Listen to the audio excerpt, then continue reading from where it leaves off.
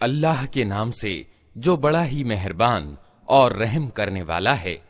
अत्यंत श्रेष्ठ और उच्च है वो जिसके हाथ में विश्व का राज्य है, और वो हर चीज की सामर्थ्य रखता है, जिसने मौत और जिंदगी को आविष्कृत किया ताकि तुम लोगों को आजमा कर देखे कि तुम में से कौन अच्छा कर्म करने वाला है। और वो प्रभुत्वशाली भी है और माफ करने वाला भी, जिसने ऊपर तले 7 आसमान बनाए। तुम रहमान यानी करुणामय ईश्वर की रचना में किसी तरह की असंगति ना पाओगे। फिर पलट कर देखो, कहीं तुम्हें कोई खलल दिखाई देता है? बार बार निगाह दौड़ाओ, तुम्हारी निगाह थक कर असफल पलट आएगी। हमने तुम्हारे करीब के आसमान को भव्य प्रदीपकों से सुसज्जित किया है और उन्हें शैतानों को मार भगाने का साधन बना दिया है। इन शैतानों के लिए भड़कती हुई आग हमने तैयार कर रखी है। जिन लोगों ने अपने रब के साथ कुफ्र यानी इनकार किया है, उनके लिए जहन्नम का अजाब है और वो बहुत ही बुरा ठिकाना है। जब वे उसमें फेंके जाएंगे तो उसके दहाड़ने की भयंकर आवाज सुनेंगे और वो जोश खा रही होगी, प्रकोप की भीषणता से फटी जाती होगी।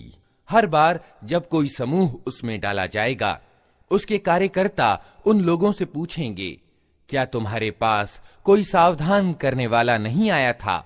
वे जवाब देंगे, हाँ, सावधान करने वाला हमारे पास आया था, मगर हमने उसे झुठला दिया और कहा, अल्लाह ने कुछ भी अवतरित नहीं किया है, तुम बड़ी गुमराही में पड़े हुए हो। और वे कहेंगे, काश हम सुनते या समझते तो आज इस भड़कती हुई आग के भागियों में न शामिल होते। इस तरह वे अपने दोष को खुद स्वीकार कर लेंगे। फिटकार है इन दोज़ख वालों पर। जो लोग बिना देखे अपने रब से डरते हैं, यकीनन उनके लिए माफी है और बड़ा बदला। तुम चाहे चुपके से बात करो या ऊंची आवाज से, अल्लाह के लिए समान है। वो तो दिलों का हाल तक जानता है। क्या वही ना जानेगा जिसने पैदा किया है? हालांकि वो सूक्ष्मदर्शी और खबर रखने वाला है। वही तो है जिसने तुम्हारे लिए जमीन को वशीभूत कर रखा है। चलो उसकी छाती पर और खाओ अल्लाह की रोजी। उसी के यहाँ तुम्हें पुनः जीवित होकर जाना है। क्या तुम इससे निश्चिंत हो कि वो जो आसमान में है तुम्हें जमीन में धंसा दे और अचानक ये जमीन झकोले खाने लगे? क्या तुम इससे निश्चिंत हो कि वो जो आसमान में है तुम पर पथराव करने वाली हवा भेज दे? फिर तुम्हें मालूम हो जाएगा कि मेरी चेतावनी कैसी होती है। इनसे पहले गुजरे हुए लोग झुठला चुके हैं। फिर देख लो कि मेरी पकड़ कैसी सख्त थी। क्या ये लोग अपने ऊपर उड़ने वाले पक्षियों को पंख फैलाए और सिकोड़ते नहीं देखते? रहमान यानी करुणामय ईश्वर के सिवा कोई नहीं जो उन्हें थामे हुए हो। वही हर चीज का निगहबान है। बताओ, आखिर वो कौन सी सेना तुम्हारे पास है जो रहमान के मुकाबले में तुम्हारी सहायता कर सकती है? वास्तविकता ये है कि ये इनकार करने वाले धोखे में पड़े हुए हैं।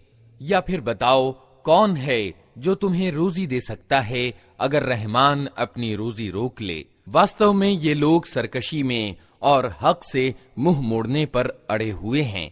भला सोचो, जो व्यक्ति मुंह औंधाए चल रहा हो वो ज्यादा सही राह पाने वाला है, या वो जो सिर उठाए सीधा एक समतल सड़क पर चल रहा हो?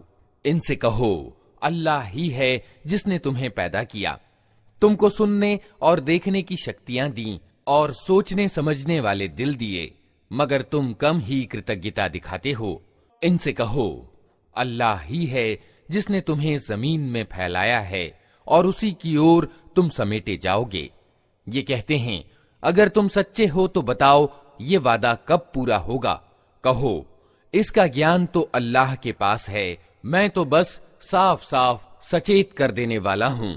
फिर जब ये उस चीज को करीब से देख लेंगे तो उन सब लोगों के चेहरे बिगड़ जाएंगे जिन्होंने इनकार किया है, और उस समय उनसे कहा जाएगा कि यही है वह चीज जिसकी तुम मांग कर रहे थे। इनसे कहो, कभी तुमने ये भी सोचा कि अल्लाह चाहे मुझे और मेरे साथियों को तबाह कर दे या हम पर दया करे। काफिरों यानी अधर्मियों को दर्दनाक अजाब से कौन बचा लेगा। इनसे कहो, वो बड़ा दयावान है, उसी पर हम ईमान लाए हैं और उसी पर हमारा भरोसा है। जल्द ही तुम्हें मालूम हो जाएगा कि खुली गुमराही में पड़ा हुआ कौन है।